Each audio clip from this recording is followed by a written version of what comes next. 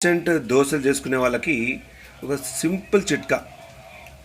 ఒక కప్పు ఉప్మా రవ్వ, ఒక కప్పు బియ్యం పిండి, అలాగే కొద్దిగా ఒక 2 స్పూన్ల మైదా, అలాగే అదే కొలతతో పుల్లటి కప్పు 1.5 పుల్లటి కప్పు పెరుగు మంచిగా కలిపి పక్కకు పెట్టేసుకోండి.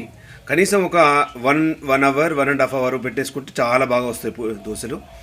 ఆ తర్వాత ఏం చేస్తారంటే సన్నగా తరిగిన ఉల్లిగడ్డలు, అలాగే పచ్చిమిరపకాయ, కరివేపాకు, కొత్తిమీర, అల్లం ముక్కలు, అలా మీకు ఏది ఇష్టమైతే అది వేసుకోదలుచుకున్న వాళ్ళు అలా వేసుకోవచ్చు.